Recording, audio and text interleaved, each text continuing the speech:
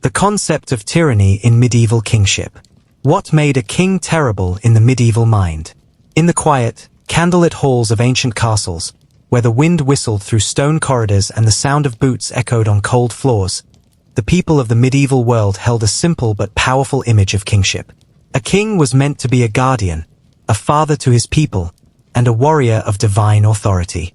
But when this power turned cruel, when mercy faded and swords ruled over reason, that is when a king became terrible in the eyes of history.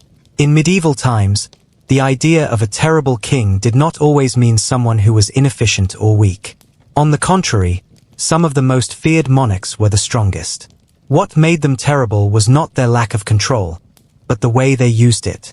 These rulers often ruled with iron hearts and heavy hands. They punished without trial, taxed without mercy, and executed without warning. To the medieval mind, such behavior wasn't just political. It was spiritual. Kings were believed to be chosen by God. So when a king became unjust, it wasn't just a failure of leadership, it was a curse upon the land. Droughts, plagues, and famines were often seen as divine punishments for the sins of rulers. A cruel king could bring not just suffering, but the wrath of the heavens. The peasants and townsfolk spoke of them in hushed tones by firelight. They told stories of kings who drowned traitors in rivers, who burned villages that disobeyed, who feasted in golden halls while their people starved. These tales were passed down as warnings, and as lullabies, too. Some children were told, "Sleep, or the bloody king will come in the night." But not all terrible kings were feared openly. Some were seen as protectors, harsh, yes, but necessary. In a world filled with bandits, invasions, and shifting alliances, strength was sometimes the only path to peace. A terrible king might be remembered by his enemies as a monster, but by his subjects as a savior who held chaos at bay. There is also the role of chroniclers, medieval historians who wrote what they saw, or what they were told to write. Some kings gained reputations they may not have earned. Others escaped judgment simply because their cruelty was cleverly hidden behind piety and good politics. What survives in ink does not always match what happened in stone walls and shadowed chambers. So, what truly made a king terrible in the medieval mind? It was a blend of blood and fear, power without pity, justice without heart. And as the centuries passed, their names were carved into legend, some with curses, some with awe. In the end, the image of a terrible king is not just a figure in a crown. He is a shadow in history, a whisper in the dark, a symbol of what happens when power loses its soul. Fear and power, a royal combination. In the medieval world, power was not just a tool, it was a throne built on fear. The higher the king sat upon it, the deeper his shadow stretched across the lives of those below. This uneasy marriage of fear and power created a chilling atmosphere across kingdoms, where loyalty was often born from dread, not love. To understand the nature of fear in medieval kingship, imagine waking each day in a world where the king's word was law, not because it was just, but because questioning it could cost your head. There were no appeals, no courts of fairness for the common man. A terrible king didn't need to explain his actions. His power was absolute, and his anger could become a death sentence in an instant. This kind of power was intoxicating. It allowed a ruler to move armies like pawns on a board. It gave him the right to seize land, to take wealth, to punish entire villages for the sins of a single rebel. And when fear backed that power, obedience came easily, but so did silence. Under such kings, even noble lords whispered their thoughts, unsure which phrase might reach the wrong ear. Kings like these often surrounded themselves with spies and informers. They preferred secrets to truth, shadows to light. A king who ruled by fear didn't trust freely. Not his advisors, not his friends, and certainly not his family. In some courts, brothers were murdered, sons imprisoned, and queens cast aside if the king suspected betrayal. Even the crown prince might not sleep peacefully under the same roof as such a ruler. But fear was also a weapon used outside the court. For the peasant in the fields, fear came in the form of soldiers sent to collect taxes. For the merchant, it came in royal laws that changed overnight. For the clergy, it came in edicts that challenged the church itself. And for enemies of the realm, Fear meant flaming villages and brutal sieges, reminders that the king's power was not bound by borders. There's a quiet cruelty in how such rulers used spectacle to strengthen their rule. Public executions were more than punishment. They were theater. A noble being hanged, a rebel drawn and quartered, a thief burned alive in the town square. These were warnings etched in flesh and fire. Crowds gathered not just to witness justice, but to absorb a message: this is what happens when you defy the throne. And yet, fear could never walk alone for long. A king who ruled through terror had to maintain an endless show of strength. One crack in the armor, one sign of weakness, could unravel everything. Rebellions brewed in silence, and assassins waited for kings who grew careless. So fear and power moved together like dancers in a dangerous waltz. Fear gave the king obedience, and power gave him the means to protect his crown. But it was a fragile balance, and once disturbed, even the mightiest rulers found themselves hunted by the very people they once controlled. In medieval times, a terrible king didn't just command armies, he commanded nightmares. His face lingered in every dark thought, his name murmured before bed. He was more than a ruler. He was a warning carved into history itself. Divine right versus divine wrath. In the dimly lit chapels of medieval Europe, kings were not just rulers, they were God's chosen. The idea of the divine right of kings was deeply woven into the fabric of medieval belief. A king did not rise by chance, nor by merit alone, but by the will of heaven. His authority, it was said, flowed from God himself, and so to disobey the king was to defy the divine. But what happens when a king, chosen by God, becomes cruel, unjust, and feared? This is where the belief in divine wrath emerged, a shadowy counterpart to divine right. If God appointed kings, then surely he could also punish them. And not just them, but entire kingdoms. It was not uncommon for peasants, priests, and even nobles to see war, famine, or plague as signs that the king had sinned. A cruel monarch might anger God, and in response, the heavens would send thunder and fire upon the land. Crops would fail, rivers would flood, children would die in their sleep, and while the king still sat on his throne, the people whispered that God's hand had turned against him. This fragile balance between divine blessing and divine punishment created an almost superstitious fear. Kings often paid handsomely to churches, built towering cathedrals, and funded monasteries, not purely out of piety, but from a deep anxiety that their cruelty might bring divine vengeance. It was as if they were buying forgiveness in stone and stained glass. Some rulers tried to hide behind religion. They claimed that their brutal laws and bloody conquests were not acts of tyranny, but of holy necessity. God wills it, they would declare, even as villages burned. But behind closed doors, many of these same kings kept confessors close at hand, priests who would hear their sins whispered late at night, when guilt clawed at the edges of their dreams. There were also moments when terrible kings met ends so dark, so sudden, that the people believed divine wrath had finally struck. A king thrown from his horse and trampled to death. Another poisoned at his own feast. One murdered by his own son. These were not seen as mere accidents. They were justice, delivered by a higher hand. But not all were punished. Some terrible kings lived long, powerful lives, and died peacefully in bed. This confused and frustrated the people. How could such men, who ruled with cruelty and pride, escape judgment? Was God silent? Or was his justice simply slower than men could see? In monasteries and manuscripts, scribes recorded these questions with trembling hands. They pondered how a world ruled by divine order could produce kings who seemed more devil than saint. Perhaps it was a test of faith. Perhaps it was a punishment not just for the king, but for the people as well. In the end, the tension between divine right and divine wrath added a mystical layer to medieval tyranny. A king might rule with power from above, but the same heavens that crowned him could just as easily cast him down. And in that uncertainty, fear found fertile ground. So, as church bells echoed through the valleys and incense rose to painted ceilings, the people prayed, not just for their souls, but for their king's mercy. For they knew that when a terrible king turned too far from God, the whole kingdom might suffer the fall. The image of the king in medieval art and literature. In the medieval world, art and literature held power, not just as forms of beauty or storytelling, but as tools of influence. For kings, they were mirrors that reflected their glory or exposed their darkness. And for terrible kings, the images carved into stone or inked into parchment could be both praise and warning, woven with meaning deeper than the eye could see. Medieval artists didn't paint kings as they were. They painted them as symbols. A kind king was shown with open hands and a calm face, perhaps feeding the poor or kneeling before a holy figure. But a cruel king?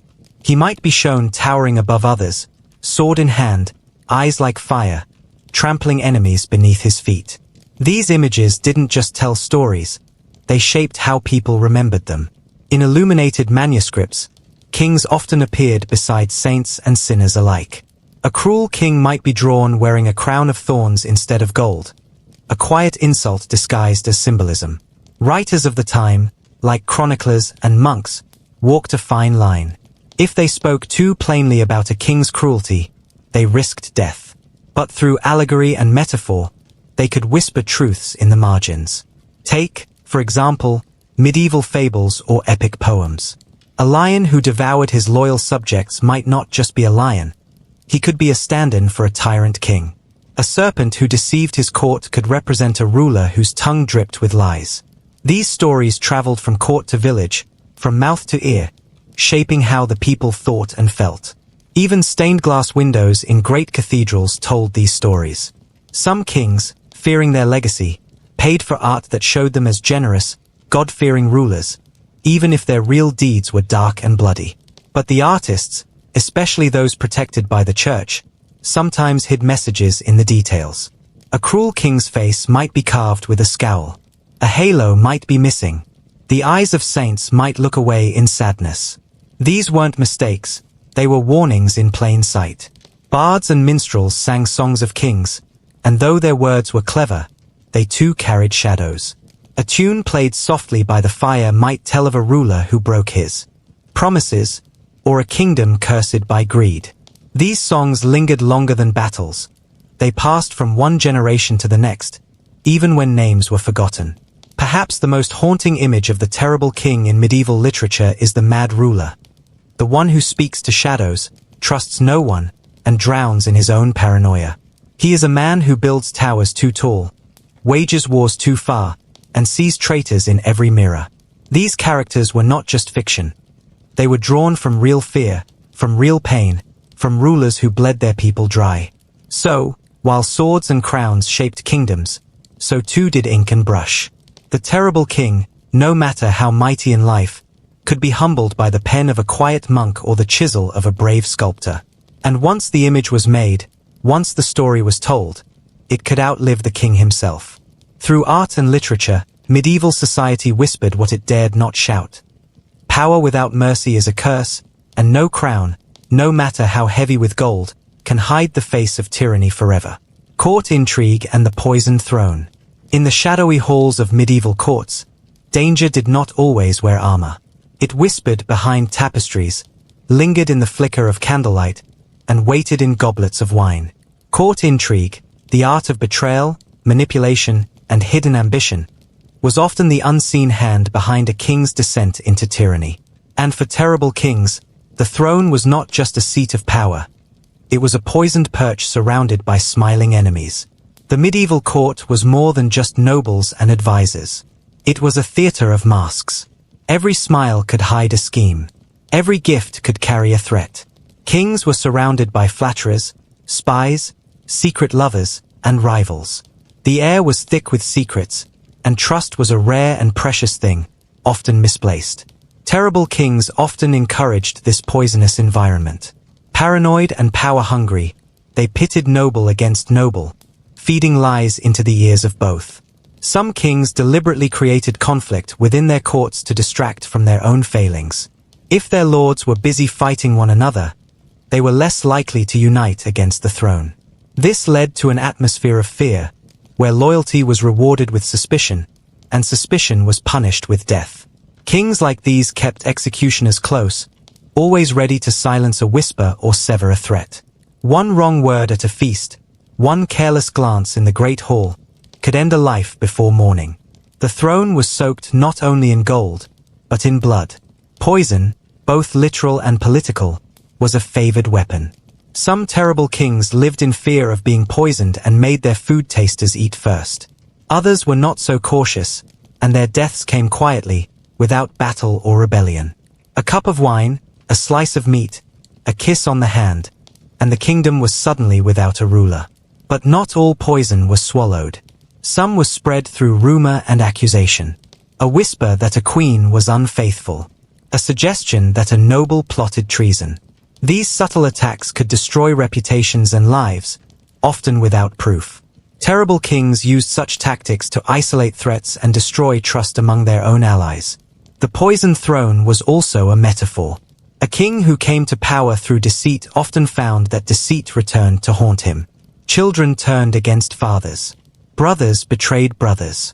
Advisors who once helped win the crown now reached for it themselves. The same ladder climbed through intrigue was often the same one kicked away during a fall from grace. And yet, the worst kings often thrived in such chaos, for a time. They used fear as fuel, watching carefully as their court turned into a den of snakes. But such rulers could never sleep soundly. Night after night, they dreamed of daggers in the dark and shadows in the corridor. Their crowns were heavy, but not from gold, from guilt, and the weight of a kingdom built on lies. In the end, court intrigue and the poisoned throne remind us that tyranny is not always loud and bloody. Sometimes, it is silent. It passes through hushed voices and careful glances. And even the most terrible king, surrounded by riches and robes, is never far from ruin, especially when his worst enemy dines beside him. Religious sanction of brutality. In the medieval world, religion wasn't just a belief. It was the air people breathed, the lens through which every act, law, and ruler was seen. For a king, the church held tremendous power. It could crown him, bless him, forgive him, or curse him. And for the most terrible kings, religion became a shield to justify cruelty, a divine curtain behind which they could hide their darkest deeds. Many monarchs claimed their right to rule came directly from God, a concept known as the divine right of kings. This idea placed kings above earthly laws. If a ruler believed he was chosen by God, then who could question his actions? To disobey the king was, in effect, to disobey God himself. This belief became a dangerous tool in the hands of tyrants, who cloaked their brutality in the robes of righteousness. Religious language was often used to frame war, conquest, and punishment. Executions were not just acts of state, they were cleansings of the soul. Torture was not cruelty, it was purification. Entire villages could be burned, and yet the justification was often spiritual. They were heretics, enemies of the faith, or sinners beyond salvation. One of the darkest examples of religiously sanctioned brutality was the Inquisition. Though led by the church, kings and rulers actively supported it, using its tools to silence dissent. Under the pretext of rooting out heresy, countless innocent people were imprisoned, tortured, and killed. Terrible kings welcomed the Inquisition into their realms, not to protect faith, but to eliminate rivals and control minds. Crusades, too, were holy wars supported by the church. While many saw them as acts of devotion, for some kings, they were opportunities for bloodshed, power, and treasure, all cloaked in spiritual glory. Marching under the cross, these kings waged war not only in distant lands but often against their own people, labeling internal enemies as enemies of God. Religious leaders were not always innocent in this arrangement. Some bishops and abbots lived more like lords than men of faith, enjoying royal favors in exchange for their silence or support. Churches became safe havens for kings who bled their kingdoms dry, while sermons praised their godliness, even as prisons filled and forests burned. Symbols mattered deeply in medieval life. A sword with a cross on its hilt, a banner embroidered with saints, a crown blessed by the Pope. These were not just decorations. They were signs of holy endorsement, and terrible kings used them as armor. If the church stood behind them, who could stand against them? But the people were not blind. Over time, whispers began in monasteries and marketplaces. Some monks, driven by true faith, began to question these kings. Poets and chroniclers hinted at hypocrisy in their writings. And the church, seeing its own power at risk, would sometimes turn on those it once supported. The blessing could be withdrawn. The crown could be damned. The religious sanction of brutality teaches us a chilling lesson. When power and faith mix unchecked, cruelty can be disguised as virtue. And while a terrible king may hold both the sword and the cross, in the quiet of night, he cannot silence the weight of the souls he's condemned in the name of God. Public rebellions against tyrants. In the quiet corners of medieval villages, beneath the murmurs of markets and the tolling of chapel bells, a different sound sometimes rose, a whisper of rebellion. While terrible kings ruled with iron fists and blooded swords, the people beneath them were not always silent. When tyranny grew too heavy to bear, when fields lay burned and sons were taken for war, rebellion sparked like fire in dry grass. Public rebellion in the medieval world was dangerous, desperate, and often born from hunger. The peasants had little, land they didn't own, taxes they couldn't afford, and rulers who didn't hear them. But suffering has a strange way of giving birth to courage. And when tyranny reached its peak, the people pushed back. Sometimes it began with a tax. A new demand from the king: more grain, more gold, more labor. The village would groan under the weight, and then someone would say aloud what others had only thought: we cannot live like this. One voice became two. Two became 20. And soon, an entire region could stand against the crown. Rebellions weren't always led by noble warriors. Often, they were shepherds, farmers, blacksmiths, and women who had lost children to the king's wars or starvation. They carried pitchforks instead of swords, wore rags instead of armor. But they carried something more powerful than weapons: anger, grief, and a vision of justice. Terrible kings saw these uprisings as insults, crimes against the natural order. To challenge a king was to challenge God's will, or so they believed. And their response was often swift and brutal. Rebellious villages were burned, leaders were executed in the town square, and surviving families were punished for generations. But even this brutality couldn't erase the reasons why people had risen in the first place. Some rebellions succeeded, at least for a while. The English peasants' revolt of 1381, struck or war ravaged the land. The serf still had to give. If he refused, punishment was swift: beatings, imprisonment, or worse. And it wasn't just about money. Serfs needed permission to marry, to use the forest, or to mill their grain. Everything had a price. The lord's mill took a portion. The lord's oven charged for baking bread. Even hunting a rabbit in the woods could be seen as theft, punishable by death. These small restrictions added up to a life of constant pressure, where every breath seemed borrowed from a master. Terrible kings rarely saw these people. They lived in castles far removed from the fields. Yet they benefited the most. Through their noble networks, they extracted wealth from every village, tightening the noose with each passing decade. Their wars were paid for by those who never held a sword. Their banquets were feasts built on the bones of starving families. Over time, resentment grew. But rebellion was risky. Most serfs were uneducated, unarmed, and deeply religious. The church often told them that their suffering was holy, that to accept their place humbly was the path to salvation. And so, many endured, quietly, painfully, generation after generation. Still, the system was not unshakable.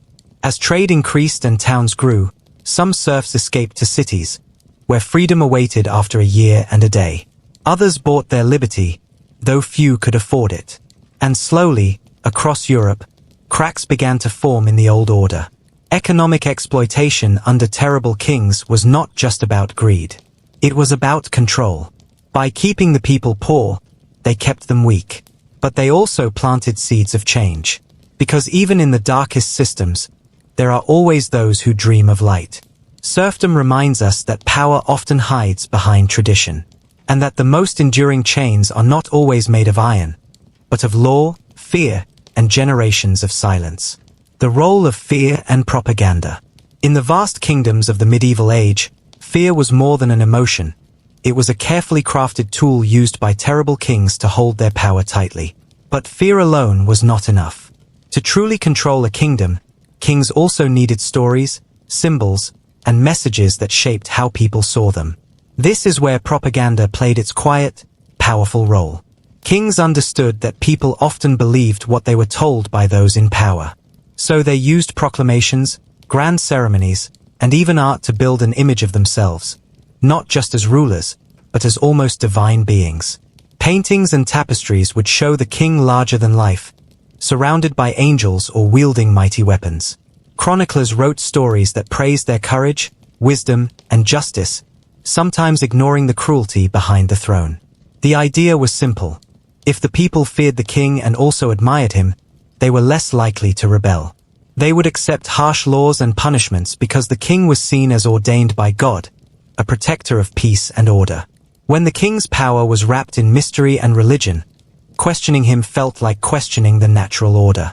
Fear was spread not only through stories but also through real actions. Public executions, brutal punishments, and displays of military strength were meant to remind people what happened when they disobeyed. The terrifying image of a king who could crush enemies swiftly and mercilessly kept many silent, obeying out of survival. Yet, propaganda was not just about fear. It was about hope, too. Hope that the king was a strong guardian, keeping the kingdom safe from outsiders and traitors. By controlling the message, kings shaped the hearts and minds of their subjects, making their rule feel necessary and even protective. In the villages, priests echoed these messages from the pulpit, telling people that obedience was a virtue, rebellion a sin. Songs and poems celebrated the king's victories and generosity. Even festivals and rituals reinforced loyalty, binding people to their ruler through tradition and ceremony. But propaganda had its limits. In times of famine, war, or injustice, people whispered different stories. Stories of betrayal, greed, and cruelty. Rumors spread quietly in markets and taverns, questioning the king's true nature. Despite the grand images, terrible kings could not fully hide their harshness from those who suffered under it. Still, the dance between fear and propaganda remained a central part of medieval rule. Kings who mastered both could hold vast kingdoms, controlling millions with little more than words, symbols, and shadows of power. This blend of fear and carefully crafted stories reminds us that tyranny is not just about force. It is about shaping belief, turning fear into obedience, and obedience into control. And in the quiet of the night, when the kingdom slept, the stories told by the rulers shaped the dreams of all beneath their rule. Legacy of tyranny in medieval history. The echoes of medieval tyranny still whisper through the pages of history, shaping how we remember those terrible kings and their reigns. Though centuries have passed, the legacy they left behind is complex, a mixture of fear, caution, and sometimes strange respect.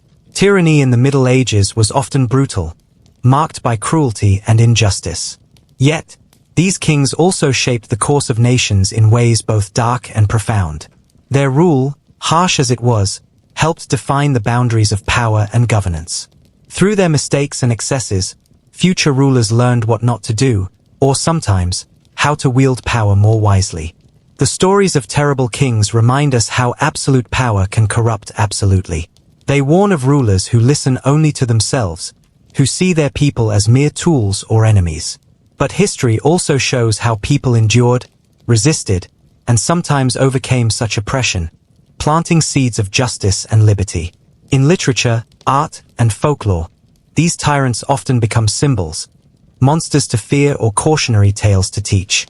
From Shakespeare's Macbeth to the chronicles of English history, they serve as reminders of the dangers of unchecked ambition and cruelty.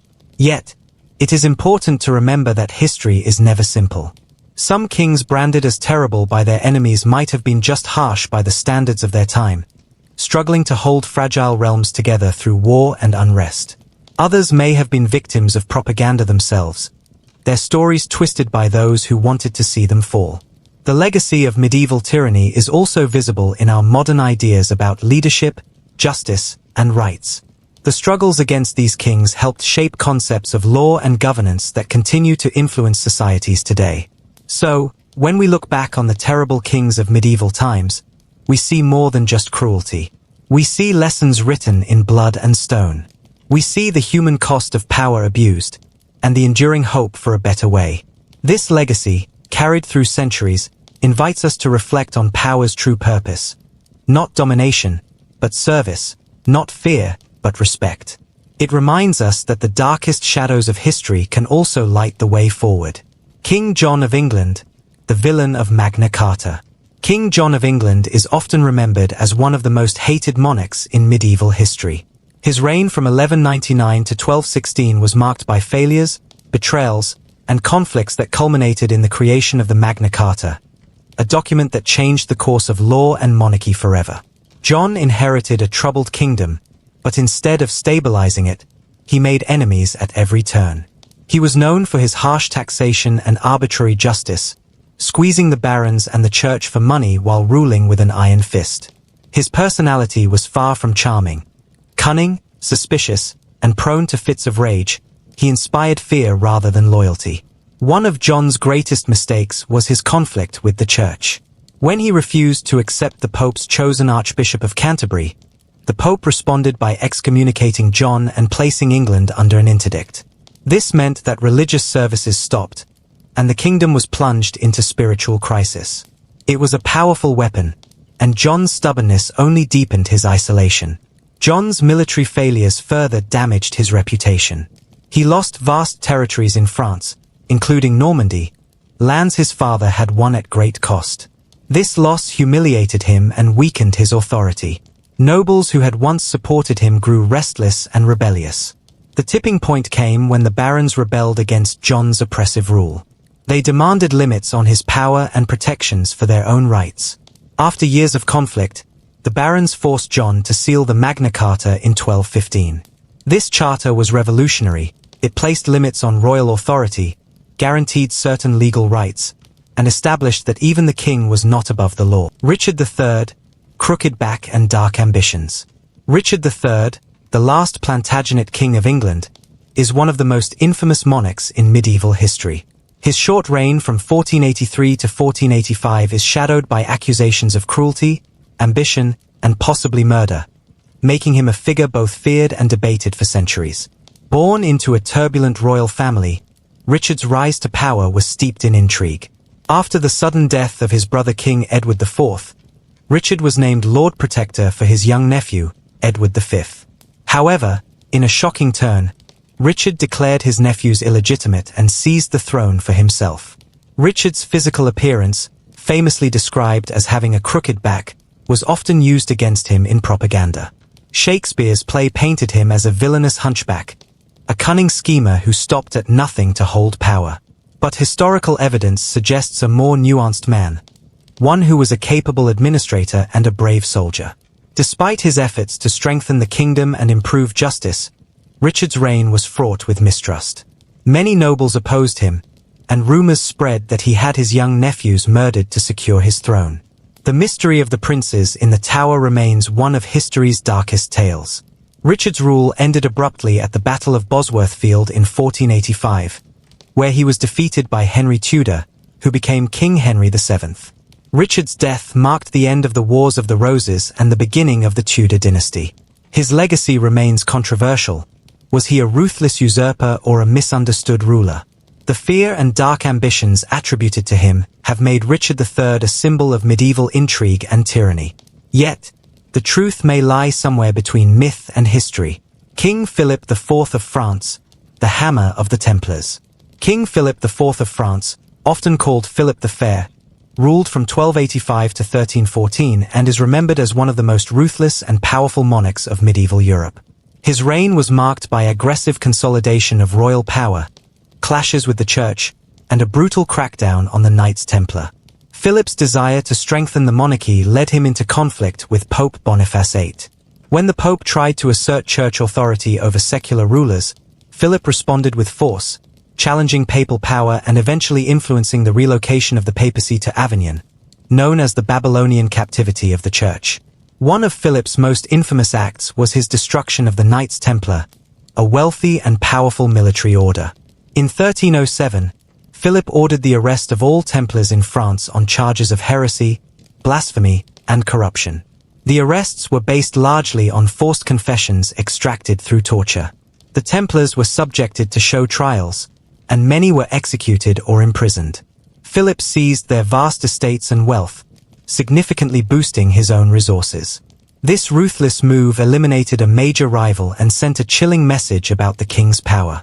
Philip's reign was also marked by heavy taxation and harsh treatment of his subjects, leading to unrest and rebellion. His centralization efforts laid foundations for a stronger French monarchy, but came at a high human cost. Known as the Hammer of the Templars, Philip IV's legacy is one of iron-fisted rule and relentless ambition. His actions reshaped the balance of power between church and state and set a precedent for royal authority that would influence Europe for centuries. Vlad the Impaler, inspiration for Dracula. Vlad III, better known as Vlad the Impaler or Vlad Dracula, is one of the most notorious and feared figures of medieval Europe. His reign in Wallachia, modern-day Romania, during the mid-15th century is legendary for its extreme cruelty and ruthless tactics, so much so that he became the inspiration for Bram Stoker's fictional vampire, Count Dracula. Vlad was a prince who ruled a region caught between powerful neighbors, the Ottoman Empire and Christian Europe. To protect his land, Vlad used fear as a weapon, famously impaling his enemies on long stakes as a horrifying form of punishment and psychological warfare. This brutal method earned him his grim nickname. Despite his cruelty, Vlad was also a fierce defender of his territory, often resisting Ottoman invasions with guerrilla tactics and relentless attacks. To his own people, he was a harsh but effective ruler who kept order and defended Christendom from foreign domination. His reputation spread across Europe as both a terror and a protector, blending history and myth. Stories of his merciless justice, including punishing thieves and corrupt officials by impalement, contributed to his dark legend. Vlad's rule ended tragically when he was killed in battle around 1476. Yet, his name lived on as a symbol of fear and power. To this day, Vlad the Impaler is remembered as a medieval king whose terrifying methods made him one of the most dreaded rulers of his time. His legacy challenges us to understand the blurred lines between cruelty, justice, and survival in a violent and unstable era. Vlad's story remains one of the most chilling and fascinating chapters in medieval history. Ivan the Terrible, from genius to madness. Ivan IV of Russia, known as Ivan the Terrible, was one of the most complex and terrifying monarchs of the medieval period. Ruling from 1547 to 1584, he transformed Russia into a powerful state but did so through a reign marked by violence, paranoia, and madness.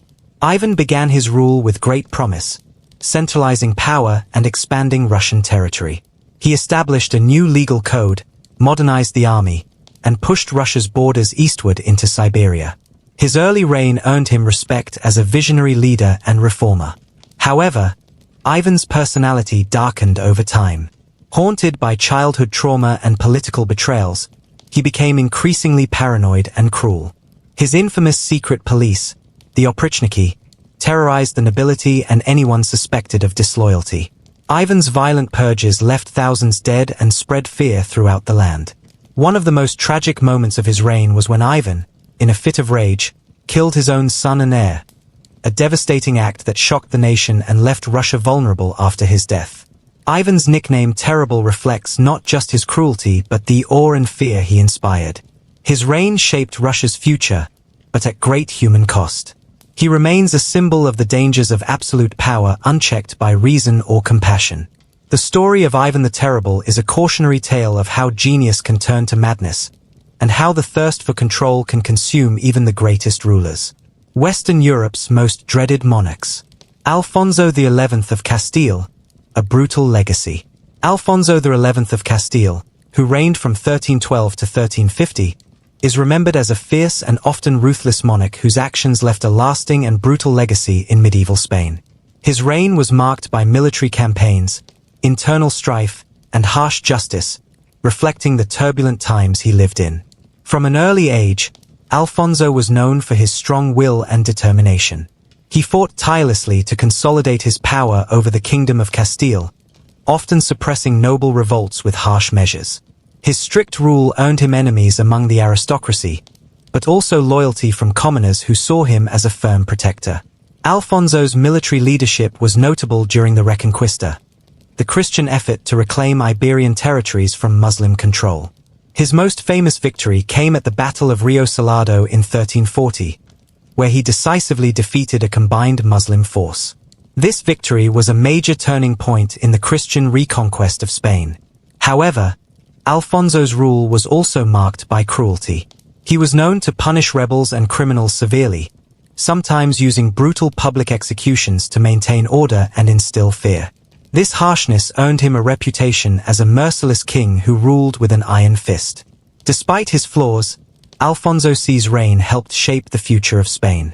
His military successes expanded Christian control, and his strong leadership stabilized the kingdom during a period of chaos. His brutal legacy serves as a reminder of how medieval kings often balanced power through both strength and fear, shaping their realms with blood and iron. King Ferdinand II, the Inquisitor King. King Ferdinand II of Aragon, ruling alongside Queen Isabella I of Castile during the late 15th and early 16th centuries, is often remembered as one of medieval Europe's most feared monarchs, largely due to his role in establishing the Spanish Inquisition and driving the Reconquista to completion. Ferdinand and Isabella's reign marked the unification of Spain and the rise of a powerful Christian kingdom. Yet, behind this political success lay a dark period of religious persecution and intolerance. Ferdinand was a staunch defender of Catholicism and used the Inquisition as a tool to enforce religious conformity across his domains. The Spanish Inquisition, initiated in 1478, sought to identify and punish Jews, Muslims, and heretics who were suspected of secretly practicing their old faiths or opposing the Catholic Church. Under Ferdinand's watch, the Inquisition grew ruthless. Suspects were often tortured, imprisoned, and executed without fair trials. Ferdinand's policies forced mass conversions and expulsions, most notably of the Jews in 1492. Thousands were forced to flee Spain or face persecution, creating a legacy of fear and suffering that lasted centuries. Beyond religion, Ferdinand was a shrewd political operator who expanded Spain's influence through strategic marriages and wars. But his legacy is forever intertwined with the brutality of the Inquisition and the suppression of religious freedom. Known as the Inquisitor King, Ferdinand II symbolizes the dark side of medieval monarchy, where power was often enforced through fear, intolerance, and violence. Eric of Pomerania, misrule and massacres. Eric of Pomerania, king of the Kalmar Union, which united Denmark, Norway, and Sweden, ruled during the early 15th century. But his reign is remembered more for misrule and violent repression than for stability or success. Crowned at a young age, Eric struggled to manage the complex and often fractious kingdoms under his control. His attempts to centralize power were met with fierce resistance from the nobility and regional leaders, leading to unrest and rebellion. Eric's rule saw several brutal crackdowns on dissent. He was known for ordering massacres of rebels and opponents, hoping to suppress opposition through fear and violence. This only fueled more resistance, and his reign was marked by political and warfare. His unpopular policies, including heavy taxation and restrictive trade measures, angered merchants and nobles alike, further weakening his position. Eventually, he was forced to abdicate in all three kingdoms, ending his troubled rule. Eric's legacy is a cautionary tale of how poor leadership, combined with cruelty, can lead to the downfall of a monarch.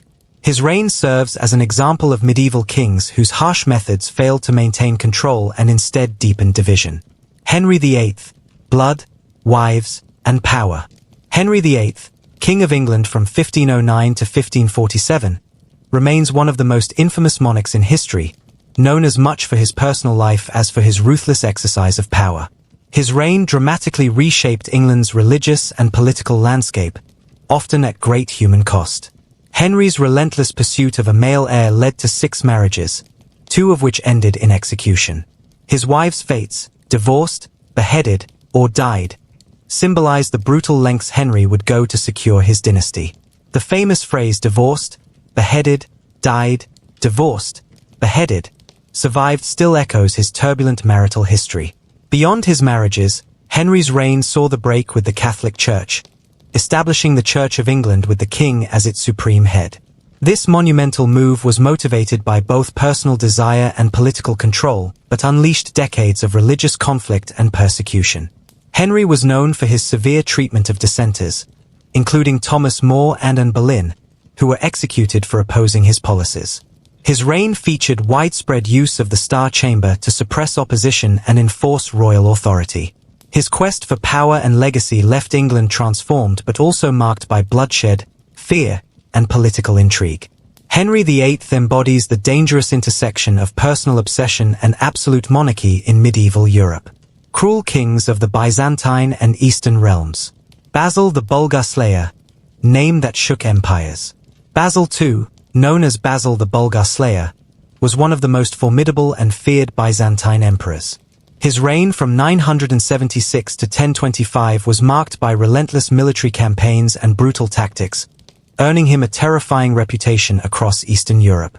Basil's nickname comes from his ruthless conquest of the Bulgarian Empire.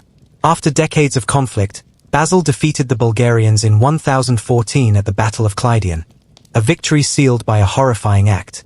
He ordered the blinding of around 15,000 Bulgarian prisoners, leaving one in every 100 with one eye to lead the rest home. This cruel punishment crippled the Bulgarian state and sent shockwaves through the region. His brutality extended beyond battle. Basil was known for his harsh treatment of any enemies and rebellious nobles. He enforced strict discipline and loyalty within the empire, often using fear to maintain control. Despite his cruelty, Basil was also a skilled administrator who strengthened the Byzantine military and bureaucracy, helping the empire reach its greatest territorial extent since Justinian I. Basil's reign combined terror with effective governance. His reputation spread far and wide, inspiring fear and respect in equal measure. While many saw him as a merciless despot, others recognized his dedication to restoring Byzantine glory. The legacy of Basil the Bulgar Slayer is a powerful reminder of the brutal realities of medieval power, where victory often demanded ruthless cruelty. His story remains one of the most chilling examples of medieval kings who ruled with an iron fist. Justinian II, the mutilated emperor. Justinian II, emperor of the Byzantine Empire from 685 to 695 and again from 705 to 711, is one of history's most notorious rulers, remembered for his brutal methods and a dramatic life marked by mutilation and revenge. His reign began with promise but soon turned dark. Justinian II was ambitious and sought to strengthen imperial authority, but his harsh taxation and ruthless treatment of enemies bred widespread resentment. His rule became so despised that he was overthrown, captured, and brutally mutilated. His nose was cut off, a common practice to disqualify someone from ruling. Yet, Justinian's story didn't end there. In exile, he gathered support, raised an army, and remarkably reclaimed the throne after 10 years. However, his return was marked by vicious reprisals against those who had opposed him. He executed many nobles and enemies with extreme cruelty, spreading fear throughout the empire. Justinian's reign was also characterized by erratic and violent behavior, which alienated even his closest allies. Eventually, his own generals rebelled against him, and he was captured and executed in 711, ending a tumultuous and bloody chapter in Byzantine history. His nickname, the Mutilated Emperor, reflects both his personal suffering and the harsh, often violent politics of the time. Justinian II's life and rule exemplify how power in the medieval Eastern realms was as fragile as it was ruthless, with brutality often used to hold on to or regain the throne. Constantine V. Persecution through piety. Constantine V., Byzantine emperor from 741 to 775, is remembered as a fierce ruler whose reign was marked by religious zealotry and harsh persecution. Known for his staunch opposition to the use of religious icons, Constantine's rule earned him both reverence and, known as the puppet master, John VI's rule reflects the dangerous games of power and control that defined Byzantine politics in the medieval period. Simeon of Bulgaria, Empire through blood. Simeon I of Bulgaria, ruling from 893 to 927, was a fierce and ambitious monarch whose quest to expand his empire involved relentless warfare and ruthless tactics. His reign is marked by both military brilliance and brutal oppression. Determined to challenge Byzantine dominance, Simeon waged numerous wars against the empire, seeking to establish Bulgaria as a dominant power in the Balkans. His victories were often accompanied by harsh punishments for defeated enemies, including executions and forced relocations. Simeon's rule was also notorious for his strict control over the Bulgarian nobility and population. He suppressed dissent with severity, ensuring that opposition was crushed swiftly and decisively. His military campaigns extended Bulgaria's borders significantly, but his reign left a legacy stained by bloodshed and fear. Simeon's ambition often brought suffering to both his enemies and his own people. Known as a warrior king who built his empire through relentless conquest and harsh rule, Simeon I exemplifies the brutal realities of medieval kingship in the Eastern realms. Andronikos I Komnenos, a reign of terror. Andronikos I Komnenos, Emperor of Byzantium from 1183 to 1185, is infamous for his brutal and tyrannical rule. His reign, though short, was marked by violent purges, paranoia, and widespread fear. Rising to power amid political chaos, Andronikos initially promised reform but quickly revealed a ruthless streak. He launched bloody campaigns against aristocrats, nobles, and anyone he perceived as a threat, often resorting to torture and execution without trial. His reign was characterized by instability, with frequent rebellions erupting as a result of his harsh policies. Despite this, Andronikos sought to strengthen the empire by cracking down on corruption and centralizing power, though at a terrible human cost. Ultimately, his terror led to his downfall. He was captured and brutally killed by an angry mob in Constantinople, ending one of the most violent reigns in Byzantine history. Andronikos I's legacy is one of fear and cruelty, showing how absolute power in medieval times often led to tyranny and bloodshed. Michael VIII Palaiologos, the blinding betrayal. Michael VIII Palaiologos, emperor from 1259 to 1282, is remembered for both restoring the Byzantine Empire after the Latin occupation and for his ruthless methods of consolidating power. His rule is a mix of political genius and brutal betrayal. After recapturing Constantinople in 1261, Michael VIII sought to strengthen his fragile empire.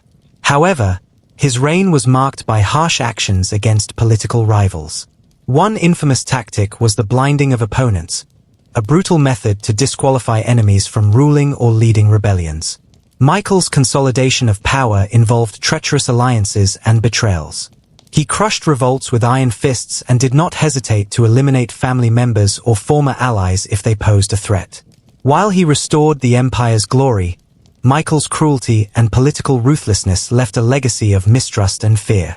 His reign demonstrates how medieval emperors often balanced restoration with ruthless suppression. Romanos IV Diogenes, betrayed by his own. Romanos IV Diogenes, Byzantine emperor from 1068 to 1071, is a tragic figure whose reign ended in betrayal and disaster. Known for his attempts to defend the empire against external threats, Romanos faced not only foreign enemies but also treachery within his own ranks. Romanos sought to strengthen the empire's borders, especially against the advancing Seljuk Turks.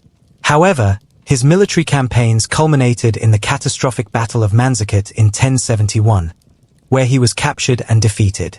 What made Romanos' downfall particularly bitter was the betrayal by members of the Byzantine aristocracy. After his release, these nobles refused to support him, instead seizing power and ultimately blinding and imprisoning him. His reign highlights the dangerous politics of the Byzantine court, where internal betrayal was as deadly as foreign invasion. Romanos IV's tragic fate serves as a stark example of how medieval rulers could be undone by their own people as much as their enemies. Alexios IV Angelos, weakness begets cruelty. Alexios IV Angelos, co-emperor of Byzantium from 1203 to 1204, is often remembered for his weak and chaotic reign that led to the empire's further decline. His inability to maintain power and control unleashed a wave of cruelty and instability. Alexios IV came to power with the help of the Fourth Crusade but struggled to govern effectively. His reliance on foreign crusader armies to support his claim eroded his legitimacy among the Byzantine people and nobles. Facing constant rebellion and resistance, Alexios resorted to harsh measures, including heavy taxation and violent suppression of dissent. His cruelty, however, only deepened resentment and unrest. His reign ended tragically when he was overthrown and murdered, during the infamous sack of Constantinople in 1204. The empire fractured, and Alexios IV's weakness is often blamed for hastening Byzantine collapse. Alexios IV Angelos' story shows how weak leadership in medieval times could lead to increased cruelty and chaos, often with devastating consequences. Constantine XI, the last his governance style combined religious zealotry with bouts of paranoia. Al-Hakim would suddenly issue harsh punishments, including executions, often without fair trial or clear reasons. His actions were unpredictable. Sometimes he showed kindness, but often cruelty overshadowed his reign. Despite the terror he inflicted, Al-Hakim was also known for his patronage of arts and sciences. He founded schools, encouraged scholarship, and supported the Ismaili sect, deepening the religious complexity of his empire. Historians debate the reasons behind Al-Hakim's madness. Some suggest mental illness, others point to political pressures or an attempt to enforce strict religious reforms. Regardless, his legacy remains a chilling reminder of how absolute power combined with instability can devastate an empire. Al-Hakim Bayemar Allah's reign is a fascinating yet dark chapter in medieval Islamic history, where madness and monarchy mixed to create a legacy feared by many. Timur the Lame, a king of mountains of skulls. Timur, also known as Tamerlane or Timur the Lame, was a Turco-Mongol conqueror who rose to power in the late 14th century. His empire stretched across Central Asia, Persia, and parts of India, but his legacy is stained with extreme brutality. Timur earned his nickname the Lame due to a physical injury, but his fierce military tactics made him one of the most feared leaders of his time. His conquests were ruthless, often leaving behind cities devastated and populations massacred. One of his most horrifying tactics was creating mountains of skulls from his enemies, a gruesome symbol of his merciless campaigns. Entire populations were slaughtered or enslaved as Timur sought to intimidate and subjugate opponents. Despite his cruelty, Timur was also a patron of architecture and culture. He built grand cities like Samarkand, blending his destructive military ambitions with an appreciation for art and scholarship. His reign highlights the paradox of medieval rulers who combined savage conquest with cultural patronage. Timur's brutality shaped the history of the Islamic world and Central Asia for centuries. Al-Mansur, ruthless consolidator of the Abbasid rule. Al-Mansur, the second Abbasid caliph who ruled from 754 to 775, is widely known for consolidating the Abbasid dynasty's power through ruthless and strategic measures. His reign marked the transition from the shaky foundations of Abbasid rule to a more structured and centralized empire. Al-Mansur's rise to power was filled with political intrigue and bloodshed. He eliminated rivals, including members of his own family, to secure his position. His infamous execution of his uncle, Abdullah ibn Ali, showcased his willingness to use brutal methods against even close relatives. One of his most notorious acts was the crushing of revolts with merciless force. He dealt harshly with dissenters, ensuring no one could challenge his authority. Al-Mansur's reign was characterized by strict governance, heavy taxation, and constant surveillance to root out conspiracies. Despite his cruelty, Al-Mansur founded Baghdad in 762, which would become the cultural and political heart of the Islamic world for centuries. His vision combined harsh rule with ambitious urban and administrative development. Al-Mansur's legacy is complex. He was a brutal enforcer of power but also a visionary leader who laid the groundwork for the golden age of the Abbasid Caliphate. Harun al-Rashid, between tales and tyranny.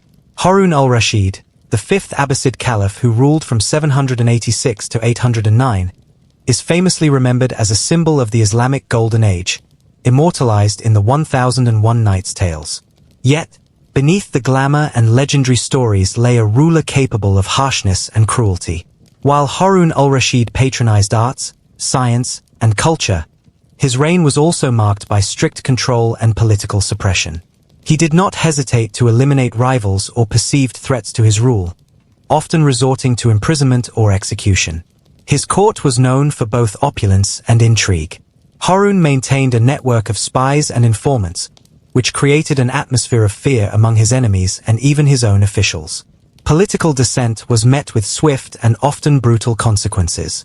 Harun's reign saw internal unrest, including revolts and conflicts between various factions.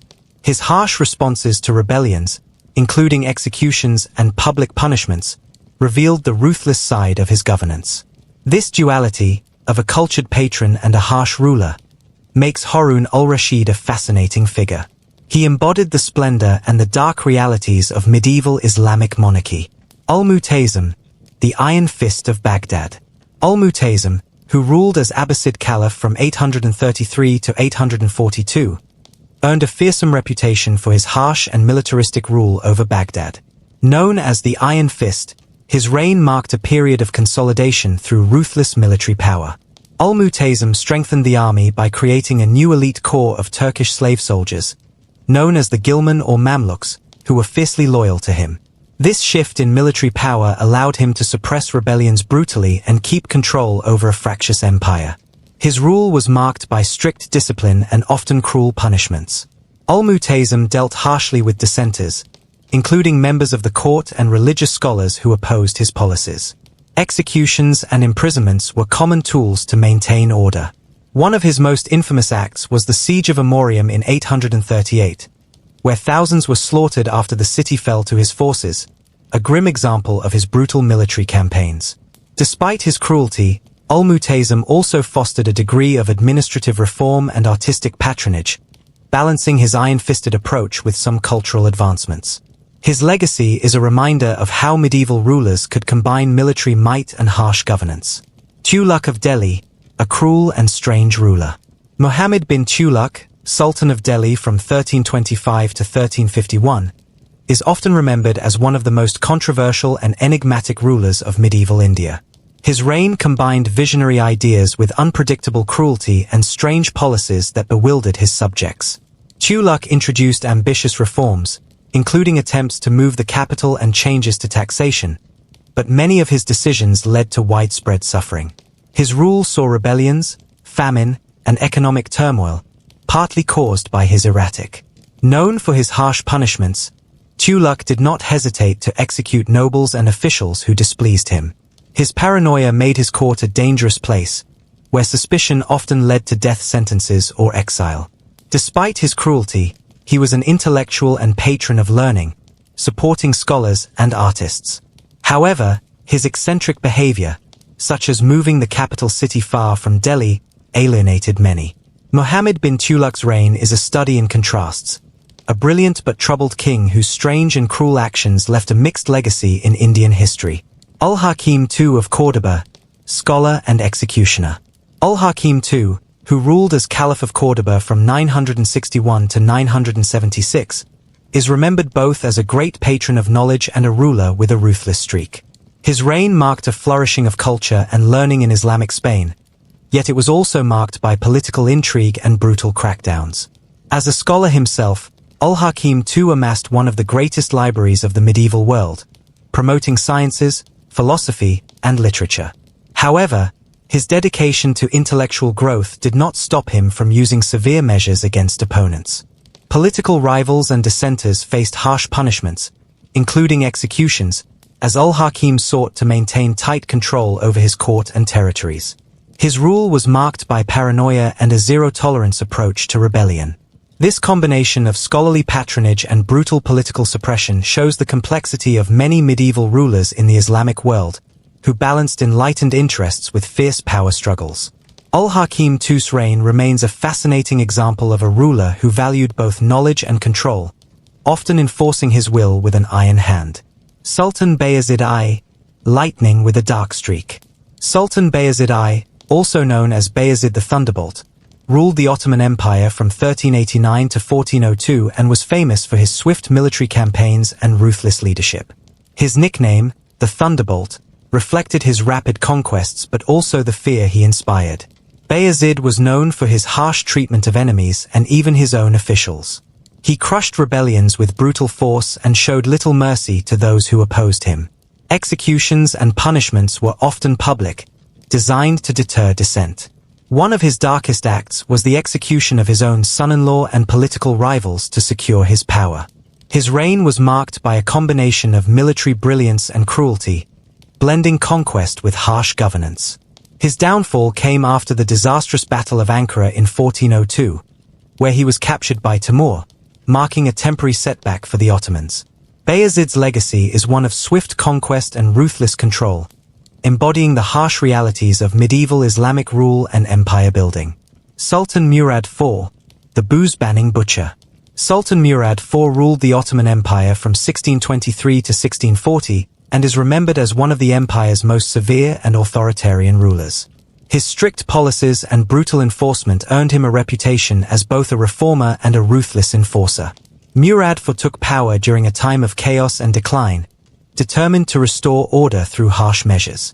He banned alcohol, tobacco, and coffee, substances widely used at the time, enforcing these bans with harsh punishments, including execution for violators. His reign was marked by public executions and a relentless crackdown on corruption and crime. Murad's iron fist extended even to members of the royal family, eliminating anyone he saw as a threat. Despite his severity, his reign brought temporary stability to the Ottoman state. However, the fear he instilled made him a feared but respected ruler, often called the Butcher for his merciless justice. Murad IV exemplifies the brutal side of medieval Islamic rulers who combined moral reforms with harsh methods to maintain control. Caliph al-Mutawakkil, pride before a deadly fall. Caliph al-Mutawakkil, who ruled from 847 to 861, is remembered as one of the last powerful Abbasid caliphs, yet his reign was marked by arrogance and brutality that eventually led to his downfall. Al-Mutawakkil was known for his pride and firm grip on power, often using ruthless tactics to suppress dissent and consolidate his authority. His reign saw the persecution of various religious groups, notably the Shi'a and certain Christian communities, leading to deep social divisions. His rule was characterized by grand projects and lavish spending, but also by violent executions and political intrigue. He showed little mercy to rivals and was notorious for his unpredictable cruelty. Ultimately, his pride blinded him to threats within his own court. In 861, al-Mutawakkil was assassinated in a conspiracy involving his own guards, a brutal end to a reign filled with violence and tyranny. His story serves as a cautionary tale of how arrogance and cruelty often sow the seeds of a ruler's own destruction. The Mongol and steppe warlords. Genghis Khan, conqueror or destroyer. Genghis Khan is one of history's most famous and feared leaders. Born as Temujin around 1162 on the harsh Mongolian steppes, he rose from a humble and troubled childhood to unite the fractious Mongol tribes into a single powerful confederation. By 1206, he was declared Genghis Khan, meaning universal ruler. His impact on world history is undeniable. Genghis Khan launched one of the largest and fastest expansions in history, creating an empire that stretched from the Pacific Ocean to Eastern Europe. His armies swept across vast lands, conquering cities and empires with ruthless efficiency. Yet, history debates whether he was a visionary conqueror who united the East and West or a merciless destroyer whose campaigns left millions dead. Genghis Khan's military genius lay in his exceptional organization, use of psychological warfare, and mobility. His horsemen, skilled archers, and flexible tactics allowed him to defeat much larger and more established armies. However, his conquests were often brutal. Entire cities were razed, populations massacred, and cultures disrupted. Still, beneath the ruthless exterior was a ruler who established legal codes, promoted trade across the Silk Road, and valued meritocracy over birthright. His legacy is a complicated one, marked by unparalleled conquest and devastating destruction. Ogedei Khan, the drunk strategist.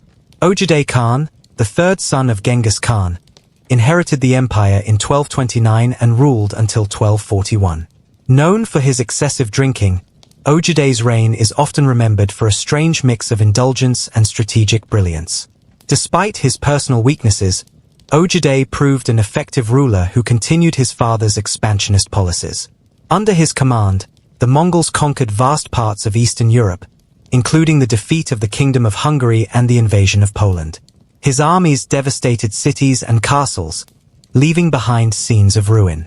Ogedei was a great organizer, establishing a capital at Karakorum and creating a more structured administration for the sprawling empire. However, his reputation for heavy drinking sometimes overshadowed his political and military skills.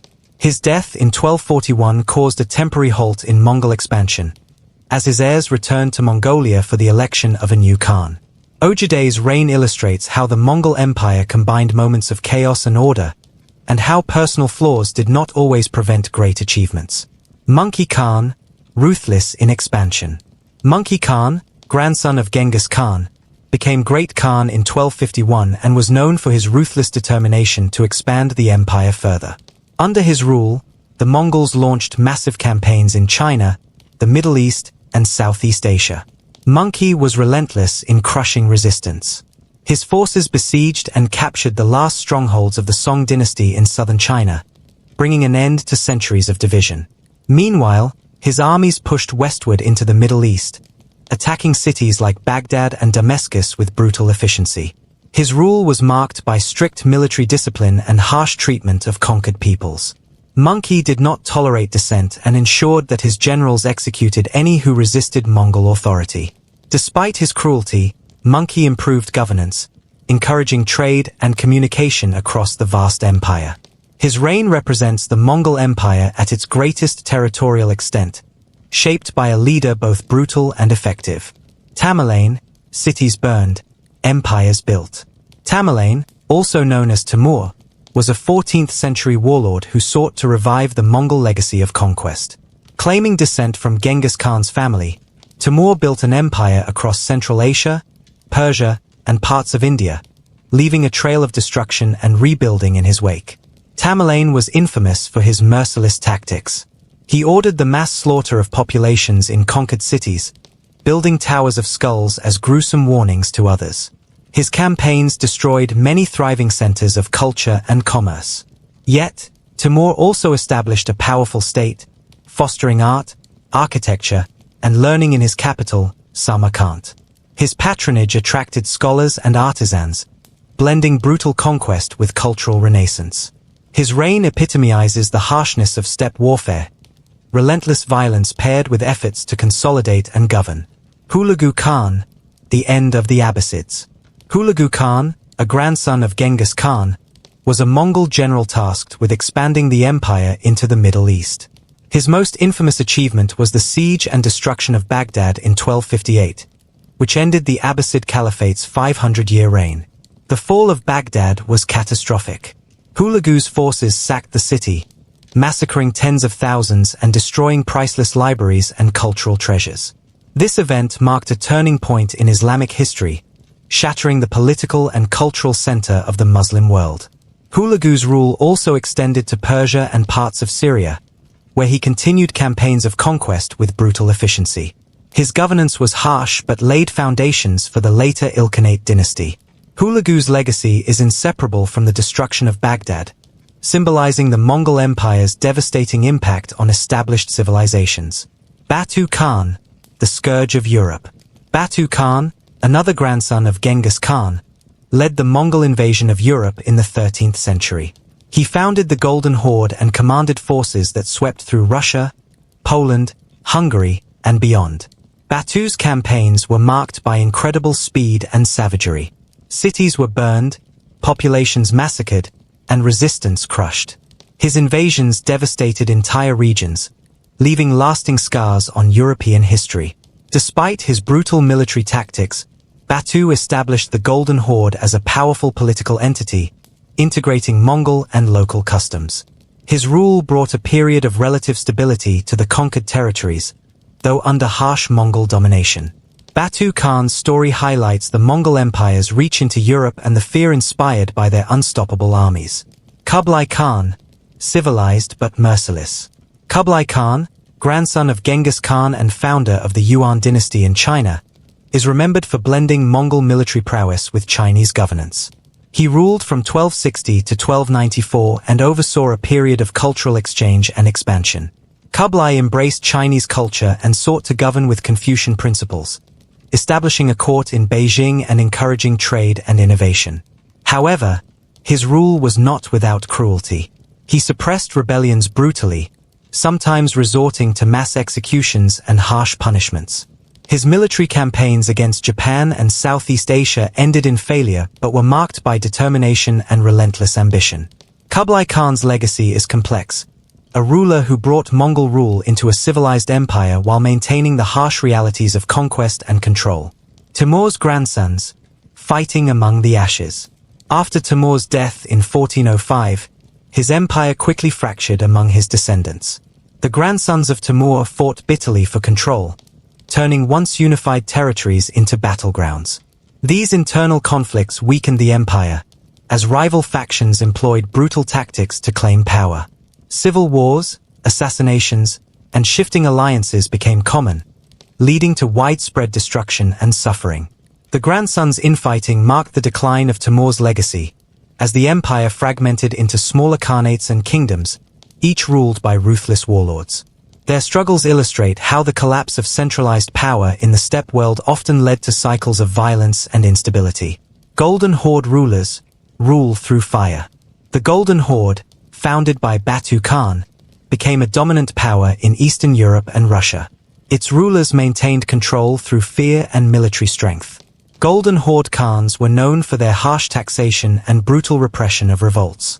They demanded tribute from Russian princes and imposed their will with violent force when challenged. Cities that resisted faced destruction. Populations were often massacred or enslaved. The Horde's rule was characterized by a strict hierarchy and a blend of Mongol and local traditions.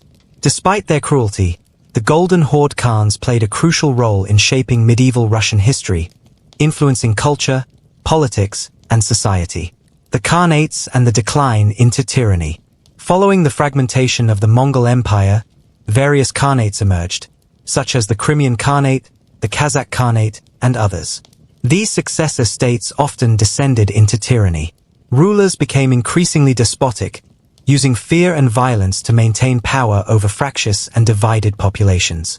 They struggled to hold territories amid constant rivalries and external threats. The decline of these Khanates marked the end of the era of steppe domination. Once mighty empires became shadows of their former selves, ruled by tyrants more focused on survival than expansion. This period serves as a somber conclusion to the age of the Mongol and steppe warlords, an era defined by conquest, cruelty, and eventual fragmentation. The bloody thrones of Asia. In the vast and diverse continent of Asia, the pages of medieval history are stained with the blood and terror wrought by some of the most ruthless kings and emperors. These rulers, often celebrated for their grand accomplishments or feared for their iron wills, left legacies that blended architectural marvels with acts of brutality. As we embark on this slow and soothing journey through the lives of these bloody monarchs, let us quietly unravel their stories, layer by layer. Emperor Yang of Sui, a builder and a butcher. Emperor Yang of the Sui dynasty, ruling China from 604 to 618 AD, was a figure of contradictions. On one hand, he is remembered as a great builder. His reign saw the completion of the Grand Canal, a vast waterway connecting the Yellow and Yangtze rivers, which played a crucial role in unifying northern and southern China economically and culturally. The construction of the canal, however, came at a terrible human cost. Emperor Yang demanded enormous labor from his subjects to build his projects, including the Grand Canal and the reconstruction of the Great Wall. Millions of peasants were conscripted to work under harsh conditions, many dying from exhaustion, disease, and starvation. His extravagant spending on palaces and infrastructure drained the treasury and increased the people's suffering. This relentless pursuit of grandeur, combined with his tyrannical style of governance and military campaigns that repeatedly failed, eventually ignited widespread rebellion. In 618, his reign ended in assassination. Emperor Yang remains a haunting figure, a ruler whose desire for legacy left a trail of death and misery. Qin Shi Huang's legacy of fear. Qin Shi Huang, the first emperor of a unified China, is one of the most famous figures in Chinese history. Ascending the throne at just 13 years old in 246 BC, he unified warring states and created the foundation for imperial China. His achievements were immense: the construction of the first iteration of the Great Wall, the standardization of currency, weights, and script, and the creation of a centralized bureaucratic system. Yet, beneath this legacy lies a reign steeped in fear and brutality. Qin Shi Huang's paranoia led to widespread purges of scholars and intellectuals who opposed him. The infamous burning of books and burying of scholars alive were his ways to control dissent and consolidate power. The emperor's obsession with immortality led him to order expeditions to find magical elixirs, which ironically hastened his death. Despite his monumental accomplishments, Qin Shi Huang's rule is often remembered for its harshness, legalistic oppression, and the cruel treatment of his people. Emperor Wu of Northern Zhou, religious genocide.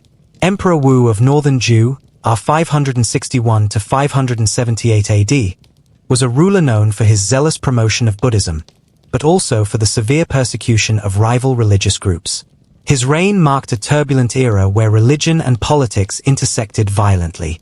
Determined to make Buddhism the state religion, Emperor Wu launched campaigns against Taoism and other religious groups, confiscating their properties and destroying temples. These acts, combined with political purges of officials who opposed his policies, resulted in mass suffering and unrest. The emperor's reign was marked by a relentless consolidation of power and ruthless suppression of opposition, often justified in the name of religious purity. His policies left a legacy of religious intolerance and bloodshed that haunted the Northern Zhou dynasty long after his death. Ashoka before enlightenment, a king of slaughter. Ashoka the Great, the Mauryan emperor of India, is widely known today as a benevolent ruler who embraced Buddhism and nonviolence. However, his early reign was very different. Before his famous conversion, Ashoka was a ruthless conqueror. His most infamous act was the Kalinga War, a brutal campaign that resulted in massive death and destruction. It is said that over 100,000 people were killed, and many more were displaced during this conquest. Ashoka's initial rule was characterized by harsh punishments and merciless military campaigns to expand his empire. It was only after witnessing the horrors of war firsthand that Ashoka underwent a profound transformation, adopting Buddhist principles and dedicating his reign to peace and welfare. This dramatic shift from a king of slaughter to a ruler of compassion remains one of history's most remarkable stories. Shah Jahan, a lover who turned cold. Shah Jahan, the Mughal emperor famous for commissioning the Taj Mahal, was once a passionate and devoted husband. Yet, his reign was also marked by cold political calculations and harsh actions. His love for his wife Mumtaz Mahal led to the creation of one of the world's most beautiful monuments, but his political life was ruthless. Shah Jahan imprisoned his own father and later was deposed and imprisoned by his son Aurangzeb. His reign was filled with bloody court intrigues, wars against rival factions, and a harsh treatment of dissent. The golden age that his reign promised was marred by the harsh realities of dynastic struggles and personal betrayals. Aurangzeb, a rule of iron and intolerance. Aurangzeb, Shah Jahan's son, ruled the Mughal Empire from 1658 to 1707 AD. Known for his strict Islamic orthodoxy and intolerance towards other religions, Aurangzeb reversed many of the liberal policies of his predecessors. He expanded the empire to its greatest territorial extent, but his reign was marked by relentless wars against Hindu kingdoms and rebellions. His imposition of the jizya tax on non-Muslims and destruction of temples alienated large sections of his subjects. Aurangzeb's reign brought hardship to many, and his authoritarian style sowed the seeds of decline for the Mughal Empire. He remains a controversial figure, seen as a devout ruler by some and a ruthless oppressor by others. King Seho of Joseon, nephew's throne, brother's death. In Korea, King Seho of the Joseon dynasty, r. 1455 to 1468, came to power through violent means. He usurped the throne from his young nephew, Prince Danjong, by force. After seizing the throne, Seho ordered the execution of his nephew and many supporters to consolidate his power. His reign, though short, was marked by a ruthless suppression of opposition. Despite his violent rise to power, King Seho enacted important legal reforms and strengthened the central government. Yet, his bloody path to the throne has forever tainted his legacy with suspicion and fear. Emperor Taizong of Tang, reformer and killer. Emperor Taizong of Tang, r. 626 to 649 AD, is often praised as one of China's greatest rulers, a wise and capable emperor who laid the foundation for a prosperous era. However, his ascent was marked by fratricide and bloodshed. Taizong seized the throne by overthrowing his father and killing his brothers in a violent power struggle known as the Xuanwu Gate Incident. His reign brought reforms and stability, but the dark shadow of his ruthless ambition never faded. He exemplifies the paradox of a ruler who could be both a reformer and a cold-blooded killer, blending statesmanship with cruelty in the harsh world of medieval politics. Hideyoshi of Japan, wars without mercy. Toyotomi Hideyoshi, one of Japan's great unifiers in the late 16th century, rose from humble origins to become the de facto ruler of Japan. His military campaigns were fierce, marked by strategic brilliance but also unrelenting brutality. Hideyoshi conducted campaigns against rival warlords and launched invasions into Korea that caused immense suffering. His policies included harsh suppression of peasants and samurai who opposed him, and he imposed strict social order through laws that rigidly controlled classes. Despite his military successes, Hideyoshi's reign is remembered for its harshness and the enormous human cost of his ambitions. The terrible kings of Siam. In the history of Siam, modern-day Thailand, several kings earned fearsome reputations due to their brutal methods of control and punishment. From the Ayutthaya period to later dynasties, rulers often maintained their power through harsh legal codes, public executions, and ruthless suppression of dissent. These kings enforced strict social hierarchies and responded to rebellion with merciless force. The violence of their rule, coupled with ambitious expansion campaigns, marked Siam's medieval period as one of both cultural flourishing and bloody repression. Though less globally known, these terrible kings shaped Siam's medieval legacy in ways that echoed through its history.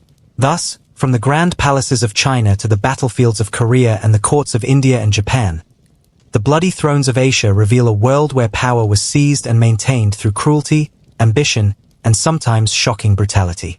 Yet, even in the darkest reigns, there were moments of reform and cultural achievement, painting a complex portrait of kings who shaped the continent's history. Power and madness, when kings lost their minds. The corridors of power have long been intertwined with the fragile and sometimes shattered minds of those who held the highest thrones. History reveals that the crown, while a symbol of ultimate authority, could also be a heavy burden, tipping rulers into realms of paranoia, delusion, and madness. As we gently explore the lives and legacies of kings who lost their minds, let us take this journey with a quiet awareness of how power and human frailty often collide. Charles VI of France, the Mad King who thought he was glass. Charles VI, known as Charles the Mad, ruled France during the late 14th and early 15th centuries. His bouts of mental illness were among the most famous in medieval Europe. Stricken by psychotic episodes, Charles believed he was made of glass, fragile and easily shattered, a condition that led to great fear and isolation. His mental decline destabilized the French monarchy during the 100 Years' War, with nobles fighting for influence over the incapacitated king. Charles' tragic affliction left his kingdom vulnerable, his reign marked by chaos and civil strife.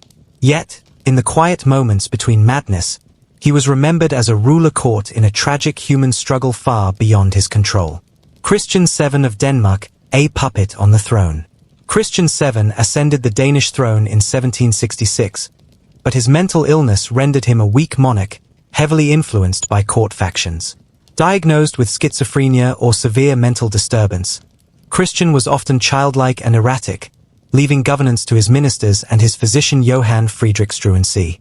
His reign became a story of manipulation, where power was wielded by those who controlled the king.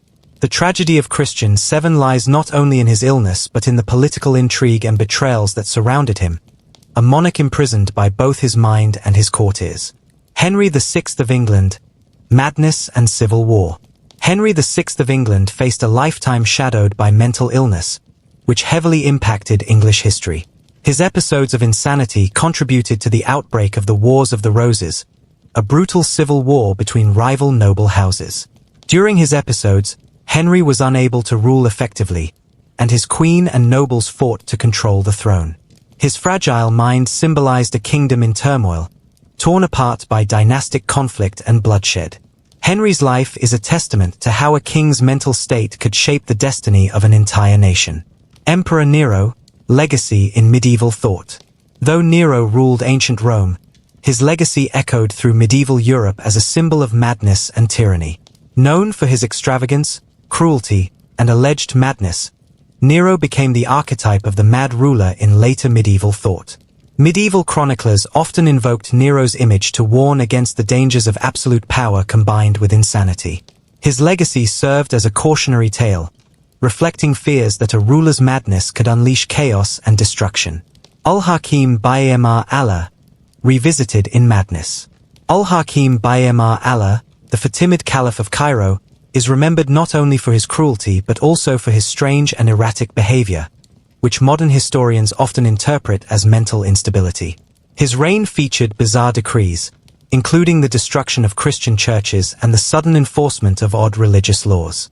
His unpredictable actions terrified his subjects and left a complicated legacy of both fear and mysticism.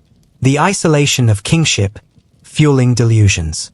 Isolation is a heavy crown to bear. Kings often lived apart from their people, surrounded by sycophants and advisors who shielded them from reality. This isolation, combined with the immense pressure of ruling, could feed delusions and paranoia. The physical and psychological distance between monarchs and their subjects created a fragile environment where madness could flourish unnoticed or be used as a tool by courtiers. The loneliness of kingship is a quiet force, driving rulers into mental darkness. Paranoia as policy, rulers who trusted no one. For many rulers, distrust became a defensive weapon. Paranoia permeated the palace walls, leading kings to suspect even their closest advisors of betrayal. This pervasive fear shaped policies of surveillance, imprisonment, and executions, often of innocent courtiers. Rulers who trusted no one ended up alienating allies, destabilizing their reigns, and, in some cases, accelerating their own downfall. The influence of astrology and superstition. In medieval times, astrology and superstition heavily influenced royal decisions. Kings often consulted astrologers, believing the stars held their fate. This reliance on omens sometimes worsened mental instability. Belief in curses, prophecies, and supernatural signs could drive rulers into irrational actions, deepening their paranoia or fueling their delusions. Royal physicians and poisonous cures. Medical knowledge was primitive, and royal physicians often prescribed treatments that worsened conditions. Some cures included bloodletting, toxic potions, and extreme diets.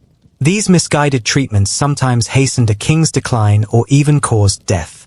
The line between healer and poisoner was thin, and royal health was precarious, trapped between ignorance and desperation. Madness as a divine sign? Finally, in many cultures, madness in a king was interpreted as a divine sign, either a punishment from the gods or a mystical form of insight. This belief complicated the response to a mad ruler, blending fear with reverence. Madness could be seen as a mark of divine will, making it difficult for courtiers to challenge or remove a troubled king, prolonging suffering and instability.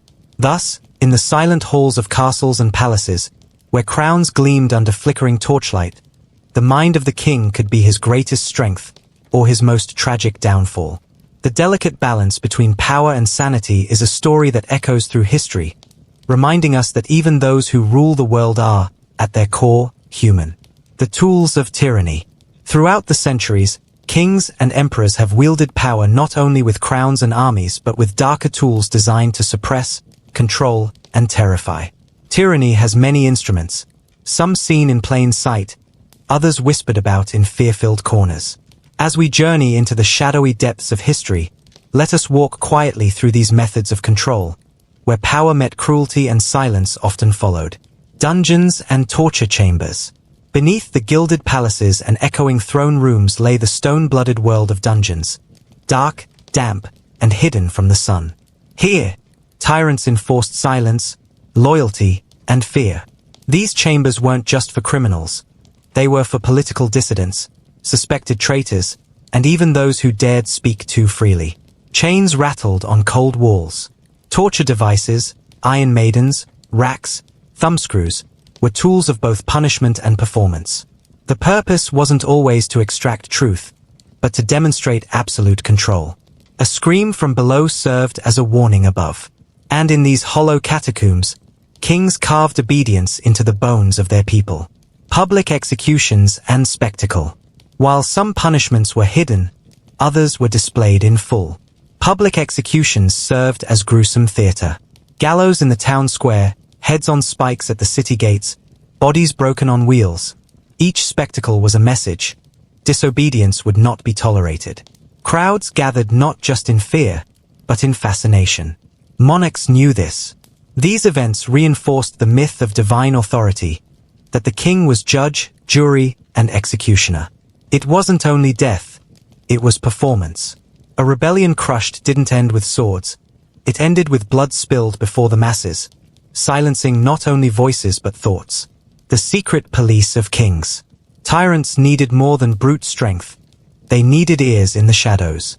Secret police, often unknown even to the public, crept through cities, markets, and courts, listening, watching, and reporting. They were the king's eyes in darkness, and their presence bred suspicion in every whisper. Neighbors feared each other. Servants feared their masters. Even family members hesitated to speak freely. The secret police could arrest without warrant, torture without charge, and disappear citizens without trace. They weren't bound by law. They were the enforcers of fear. Their very invisibility made them all-powerful. Spies in the royal court. Even within their golden halls, kings trusted few. Courtiers smiled in daylight and schemed by candlelight. So monarchs planted spies within their own courts, servants listening to nobles, nobles spying on rivals, chamberlains with dual loyalties. Letters were intercepted, conversations noted, alliances mapped in ink and secrecy. A king might learn of a plot before it was even spoken aloud. And when the trap was sprung, when the accused was dragged from a banquet in chains, it reminded all that no one, not even the king's closest advisors, was truly safe. Confiscation and starvation as punishment. Tyrants knew that hunger was a sharper blade than steel. Entire villages were punished not with swords, but with famine. Grain withheld. Wells poisoned. Livestock slaughtered. This form of cruelty didn't shout, it starved. Lands were confiscated from those who opposed the crown. Families were stripped of homes and dignity. Once proud nobles became beggars overnight. Starvation broke people slowly, forcing compliance not out of loyalty, but desperation. In the cruelest of regimes, food itself became a weapon, and silence the only nourishment left. Using religion as a weapon. Faith, in the hands of tyrants, was not a path to salvation, it was a leash. Kings crowned themselves by divine right, claiming that to oppose them was to oppose the heavens. Religious leaders who complied were rewarded. Those who resisted faced exile, torture, or execution. Some monarchs rewrote sacred texts, outlawed rival faiths, and declared heresy at will. Confession became coercion. The holy word was twisted into royal decree. Temples became tools of obedience. And in the quiet prayers of the oppressed, fear often drowned out faith. Purges and forced confessions. When suspicion bloomed, purges followed. Tyrants didn't wait for proof. They created it. Mass arrests swept through cities, often triggered by nothing more than a rumor or an enemy's whisper. Interrogation chambers filled. Confessions, beaten, burned, or broken, were signed in shaking hands. The accused were forced to name others, spreading the terror like wildfire. In such regimes, silence was guilt. Tears were treason. The purpose wasn't justice, it was control. To purge was to cleanse the court of potential dissent, even if it meant erasing history and innocence alike. Royal decrees that changed lives overnight. With the stroke of a quill, a king could alter the lives of thousands. Decrees outlawing professions, religions, or customs could arrive without warning. A prosperous city could become a ghost town overnight. A noble house could vanish from the records by dawn. These laws weren't debated. They were issued, obeyed, and enforced, swiftly and without mercy. The unpredictability bred fear.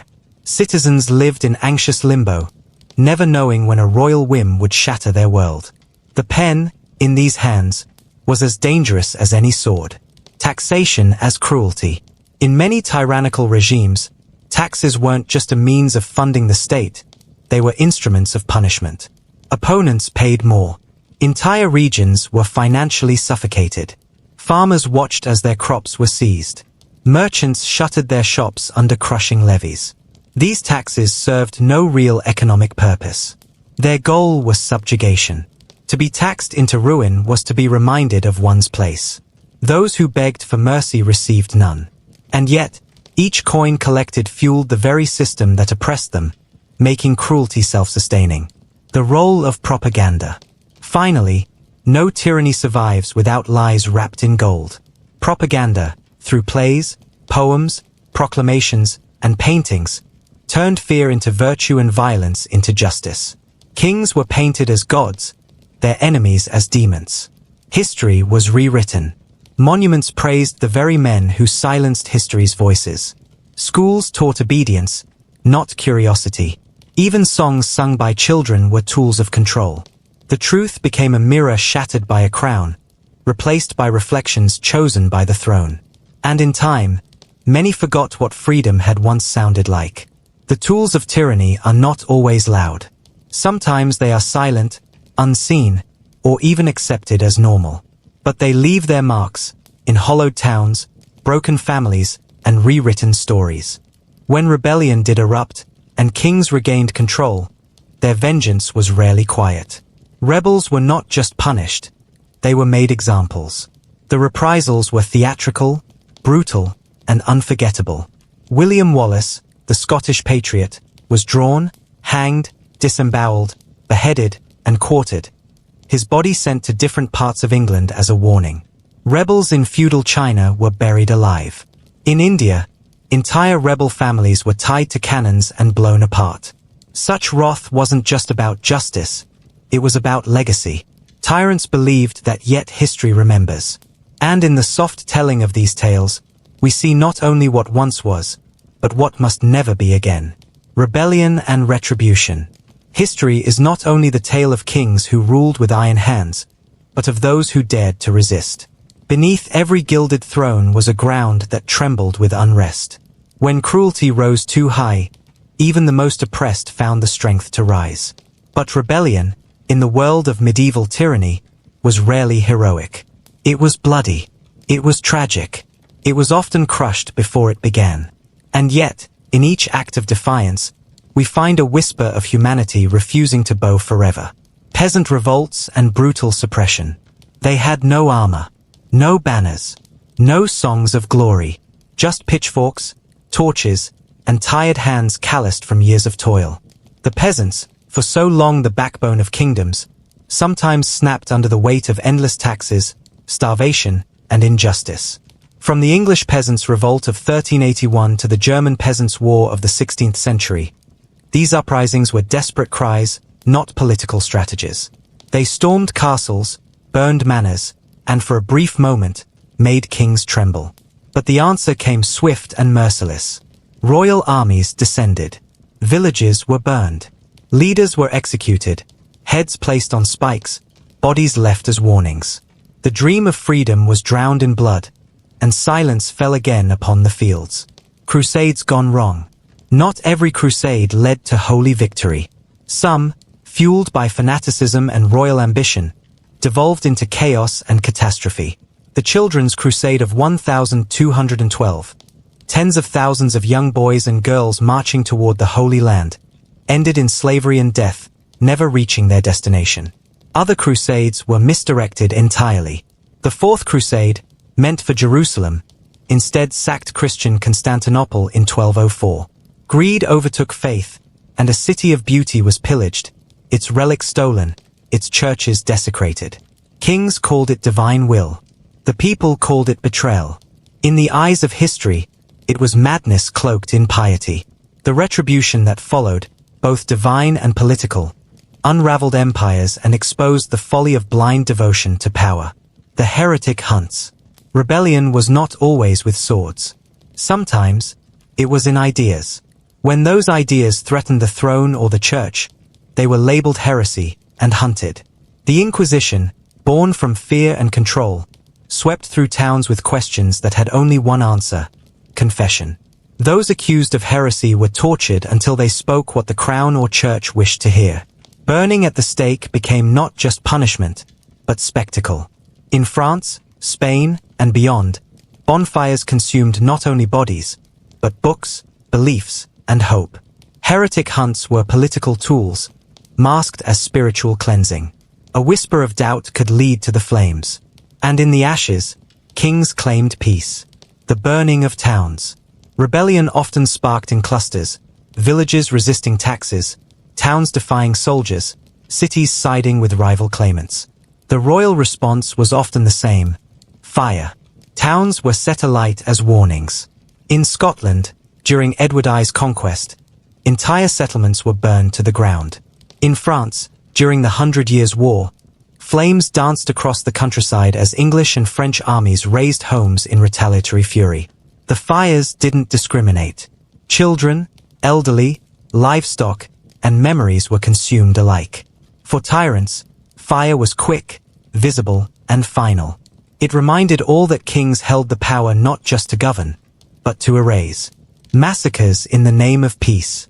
Some kings claimed they brought peace by killing all who opposed it. The logic was chilling. To end rebellion, end the rebels. Not just soldiers, but families. Entire communities.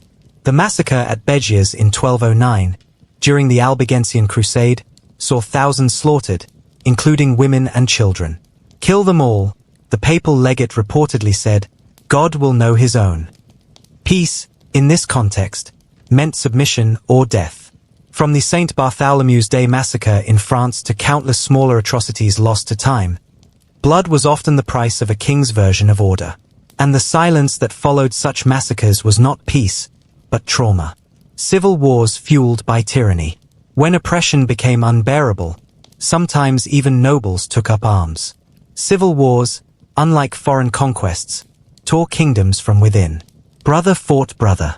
Cities split their loyalties, and royalty bled on their own soil. In England, the Wars of the Roses left thousands dead, dynasties shattered, and thrones exchanged in a bloody chess game. In Japan, the Onin War plunged the country into chaos that would last a century. In Russia, the time of trouble saw Tsars rise and fall amidst famine and violence. Tyranny breeds rebellion. Rebellion breeds chaos. And in the ruins, new tyrants often emerged, learning from the brutality of those they replaced. Betrayal among the nobles. Not all rebellion came from the fields. In marble halls and velvet-draped chambers, knives were drawn. Nobles, often close to the crown, plotted and betrayed. Ambition, revenge, and survival turned loyalty into illusion. In Rome, Julius Caesar fell not to foreign enemies, but to senators he once called friends. In France, powerful dukes switched allegiances as often as they changed armor. The Byzantine Empire saw court plots that twisted through generations, with emperors blinded or strangled in their sleep. For kings, trust became a luxury. For nobles, betrayal was a gamble. Some rose higher than ever before. Others lost everything, including their heads. Bloody revenges and royal wrath. A rebel's suffering would echo longer than their cause. And for a time, it often did. Assassination attempts and their consequences. Few things terrified tyrants more than the silent assassin. A poisoned goblet. A dagger in the dark.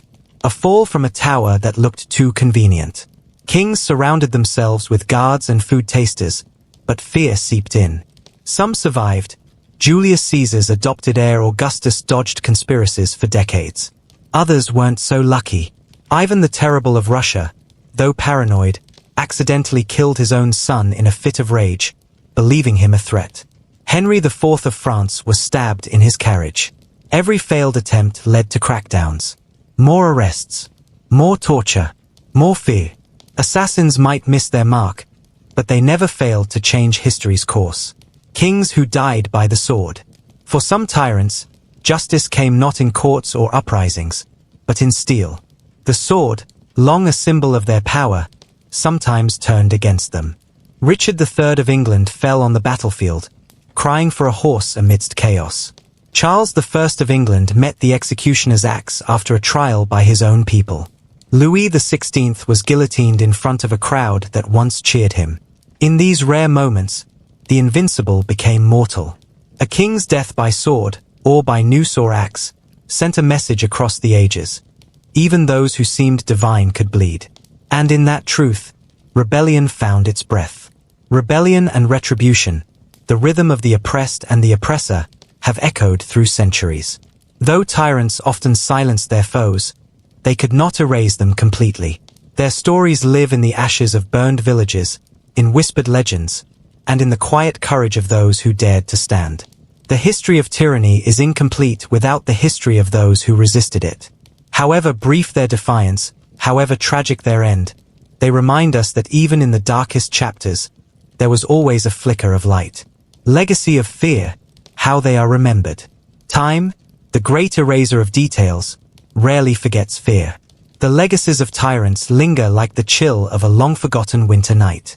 Those centuries have passed since some of these rulers last drew breath. Their names still echo with dread, curiosity, and awe. But memory is a murky thing, warped by storytellers, carved into stone, softened or sharpened by historians. And sometimes, even the cruelest are reborn as legends, misunderstood souls, or mere shadows of the monsters they once were. Legends and ghost stories of terrible kings. In the hushed corners of old villages, long after the fires dim and the wind brushes against crooked windows, the stories begin. Stories of mad kings who ride spectral horses at night. Of queens who weep blood. Of cursed castles where tyrants still walk the halls, unable to rest. These ghost stories are more than tales to frighten children. They are the emotional memory of a people who lived under fear. Vlad the Impaler, long after death, became Dracula. King John of England, hated in his time, became a villain in every Robin Hood story. Ivan the Terrible, to many, still haunts the towers of the Kremlin. Legends don't always preserve facts, but they preserve the feeling, and that feeling is often fear. Literary monsters inspired by real rulers. Writers have long turned tyranny into allegory. The cruel king becomes a dragon. The mad queen becomes a sorceress. Shakespeare's Macbeth and Richard III were both inspired by real monarchs, but reshaped into cautionary characters. Their thirst for power, their descent into madness, became timeless. In Gothic literature, the tyrant often stalks his own castle, a prisoner of his sins. In fantasy epics, cruel lords with shadowy pasts rule over crumbling lands. These aren't just characters, they're echoes. Echoes of rulers who walked among us. Even in modern dystopias, the dictator looms large, often drawn with the DNA of history's worst. Whether cloaked in velvet or armor, these villains are born from the same old truth. Power, unchecked, devours its host. Historians and the villain narrative. It's easy to label a king mad or evil. But historians, ever cautious, often dig deeper. Was Nero truly a monster, or a misunderstood artist? Was Caligula's madness exaggerated by enemies? Were these tales written by those who won the power struggle afterward? The villain narrative sells. It captures attention. But history is rarely so simple. Documents are biased. Chroniclers were often paid by victors. And some acts of cruelty, when examined in context, become complicated choices in complex times. Still, some rulers defy redemption. The sheer scale of their brutality is too great. But for others, the line between tyrant and tactician, cruelty and survival, blurs like ink on old parchment. The balance of cruelty and greatness. Can a ruler build a nation while breaking lives? Can greatness be born from tyranny? The debate is as old as empires. Augustus Caesar brought peace after civil war, but only through ruthless control. Peter the Great modernized Russia, but crushed revolts and tortured dissidents. Qin Shi Huang united China and buried scholars alive. To their admirers, they were visionaries. To their victims, they were monsters. In some monuments, they're cast in gold. In others, their names are cursed. History, unlike legend, doesn't demand heroes or villains, it embraces contradictions. And perhaps that is the hardest truth. Sometimes, the hand that heals also strikes. Monuments built by blood. Some of the world's most awe-inspiring structures were born from pain. The pyramids, though not proven to have used slaves, symbolize the immense human cost of pharaonic ambition. The Great Wall of China wins through mountains, but also over the bones of those who died building it. In Europe, castles and cathedrals rose on the backs of taxed peasants and conquered foes. In India, the grandeur of the Mughal palaces shadows the lives of thousands who labored to build them. These monuments stand, not just in celebration, but in silence. They do not tell the full story, but if they could, their stones might weep. How modern nations deal with bloody pasts. As centuries pass, modern nations must confront uncomfortable legacies. Statues are questioned. Holidays are reconsidered. Textbooks are rewritten. But not all countries approach the past the same way. Some embrace reckoning, acknowledging the crimes of rulers, issuing apologies, preserving the memory of victims. Others resist, clinging to myths, fearing the loss of national pride. In Germany, the Nazi era is studied with honesty. In other places, colonial atrocities remain undertaught. The legacy of tyrants isn't just historical, it's political. How we remember them shapes how we define ourselves. And forgetting them risks repeating the silence that allowed them to rise. TV shows and films, fiction meets history. In the glow of television screens and cinema halls, tyrants come to life again. Sometimes truer than fact, sometimes wildly fictionalized. Shows like Game of Thrones, though fantasy, echo real medieval power plays. Films like Braveheart, Elizabeth, or The Last Emperor blend fact and drama, shaping public memory. These portrayals humanize or demonize with equal power. A good actor can make a mad king seem tragic. A good script can rewrite cruelty into cunning. But viewers rarely know where the fiction ends. Entertainment may be the modern scribe of history. And like the scribes of old, it chooses which truth to tell. Apologies and rehabilitations in modern times. Centuries later, some tyrants are given second trials, not in courts, but in the court of public opinion. Some nations issue formal apologies for past crimes. Others try to rehabilitate rulers once condemned. Richard III's remains, found under a parking lot in 2012, sparked debate. Was he truly the villain Shakespeare described? Or just the victim of Tudor propaganda? In Russia, Stalin remains controversial. Some condemn him, others credit him with victory and strength. Apologies can be healing, but they can also divide. Not all victims' voices survive to be heard.